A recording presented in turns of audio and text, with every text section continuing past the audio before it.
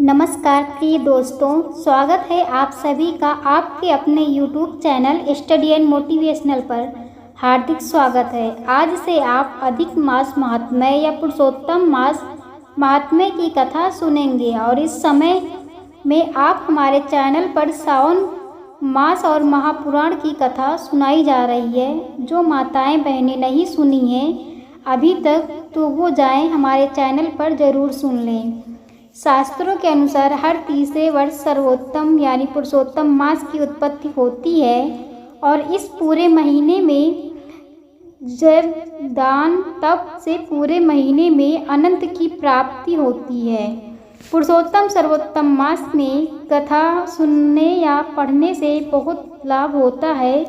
इस महीने में जमीन पर सोने या एक समय भोजन करने से अनंत फल की प्राप्ति होती है। सूर्य के 12 संक्रांति के आधार में वर्ष के 12 महीने होते हैं। उसके बाद पुरुषोत्तम मास आता है। पुरुषोत्तम मास के कोई स्वामी न होने के कारण सभी कार्य शुभ माने जाते हैं। इस महीने में भले ही कोई शुभ कार्य नहीं किए जाते, लेकिन पूजा अर्चना उपासना की जाती है। तो चलिए हम कथा की शुरुआत करते हैं। अध्याय 2 है। सूत जी बोले, राजा परीक्षित के पहुँचने पर भगवान सुखदेव जी द्वारा कथित पुण्यप्रद श्रीमद्भागवत कथा श्री सुखदेव जी के द्वारा सुनकर तथा राजा का मोक्ष देखकर अब मैं यहाँ यज्ञ करने के लिए उद्यत ब्राह्मणों को देखने के लिए आया हूँ। अब यहाँ यज्ञ में दीक्षा लिए हुए ब्राह्मणों का दर्शन कर मैं कृतार्थ हुआ। ऋषि बोले, हे साधो, अन्य विषय की बातों को त्याग कर भगवान कृष्ण द्वैपायन के श्री मुख से आपने जो सुना है वही अपूर्व विषय है। इसलिए हे सूत जी, आप हम लोगों से वे सब कहिए। फिर ऋषि बोले, हे महाभाग, संसार में जिससे परे कोई सार नहीं है, ऐसी मन को प्रसन्न करने वाली और जो सुधा से भी अधिकतर हितकर है, ऐसी पुण्य कथा हम लोगों को सुनाइए।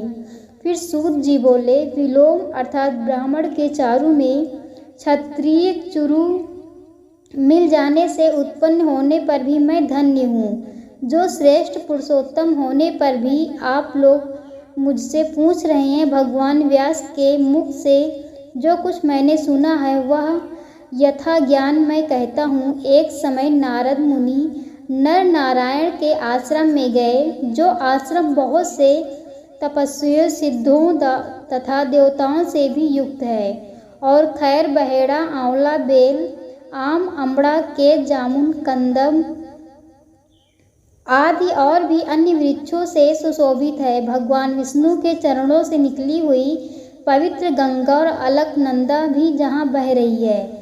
ऐसे नर नारायण के स्थान में श्री नारद मुनि ने जाकर महामुनि नारायण को प्रणाम किया और पर ब्राह्मण की चिंता में लगा हुआ है। मन जिनका ऐसे जितेंद्रियों काम क्रोध आदि 6 शास्त्रों को जीते हुए जिनकी प्रभा अत्यंत निर्मल चमक रही है, ऐसे देवताओं के भी देव तपस्वी नारायण को साष्टांग दंडवत प्रणाम कर और हाथ जोड़कर नारद मुनि व्यापक प्रभु की स्तुति करने लगे। नारद जी बोले, हे देव, हे जगन्नाथ, हे कृपा सागर सतपते, आप सत्यव्रत हो, त्रिसत्य हो, सत्य आत्मा हो और सत्य संभव हो, है सत्य योने, आपको नमस्कार है। मैं आपकी शरण में आया हूँ। आपका जो तप है वह संपूर्ण प्राणियों की शिक्षा के लिए और मर्यादा की स्थापना के लिए है। यदि आप तपस्या न करें तो कलयुग में एक के पाप करने से सारी पृथ्वी डूबती है, वैसे ही एक के पुण्य करने से सारी पृथ्वी तरसती है।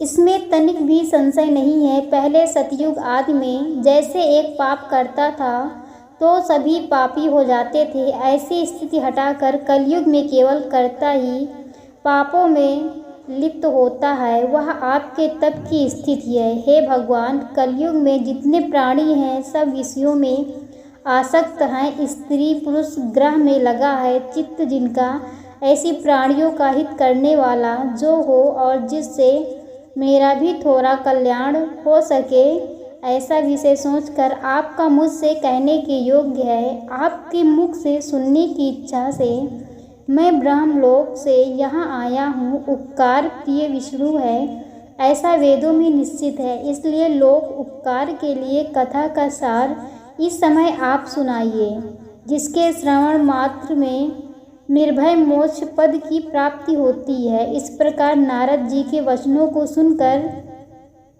भगवान ऋषि आनंद से खिलखिला उठे और भुवन को पवित्र करने वाली पुण्य कथा आरंभ की। गोपों की स्त्रियों के मुख कमल के भ्रमर, रास के ईश्वर, रसिकों के आभरण, वृंदावन बिहारी, ब्रिज के पति आदि पुरुष भगवान की पुण्य कथा को कहते हैं।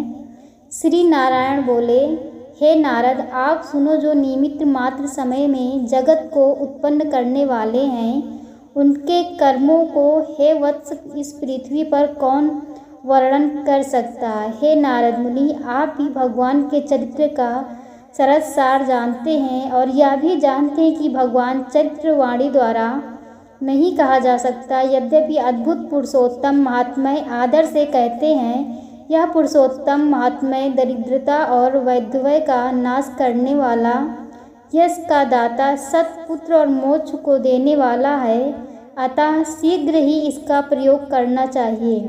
नारद जी बोले, हे मुने, पुरुषोत्तम नामक कौन देवता है, उसका महात्म्य क्या है, यह अद्भुत सा प्रतीत होता है, अतः आप मुझे विस्तार पूर्वक कहिए। फिर सूत जी बोले, श्री नारद जी का वचन सुनकर नारायण क्षण मात्र पुरुषोत्तम में अच्छी तरह मन लगाकर बोले। श्री नारायण जी बोले, पुरुषोत्तम यह मास का नाम जो पड़ा है वह भी कारण से युक्त है। पुरुषोत्तम मास के स्वामी दया सागर पुरुषोत्तम ही है, इसलिए ऋषिगण को इसको पुरुषोत्तम मास कहते हैं।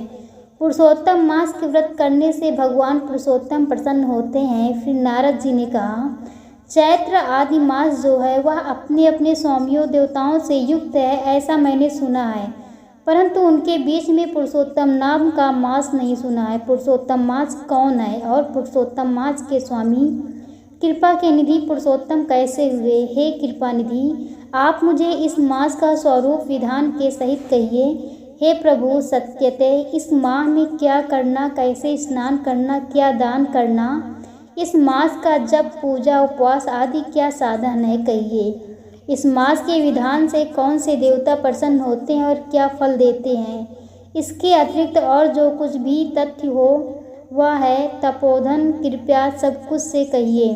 साधु दोनों के ऊपर कृपा करने वाले होते हैं, वह बिना पूछे कृपा करके सदुपदेश दिया करते हैं। इस पृथ्वी पर जो मनुष्य दूसरों के भाग्य के अनुवर्ती, दरिद्रता से पीड़ित, नित्य रोगी रहने वाले, पुत्रों को चाहने वाले, जड़ गूंगे, ऊपर से अपने को बड़ा धार्मिक दर्शाने वाले, विद्या विहीन मलिन वस्त्रों को धारण करने वाले, नास्तिक, परिस्त्रीगामी, नीच, जर्जर, दासवृत्ति करने वाले, आशा जिनकी नष्ट हो गई है, संकल्प जिनके भ्रष्ट हो गए हैं, तत्व जिनके क्षीण हो गए हैं, कुरूपी रोगी, कुष्ठी, टेढ़े मेढ़े अंगों वाले, अंधे, इष्ट वियोग, मित्र वियोग, स्त्री वियोग, आत्पुरुष वियोग, माता पिता विहीन, शोक दुख आदि से जिनके अंग सूख गए हैं, अपने इष्ट वस्तु से रहित उत्पन्न हुआ करते हैं, वैसे जिन अनुष्ठानों के करने और सुनने से पुनः उत्पन्न न हो,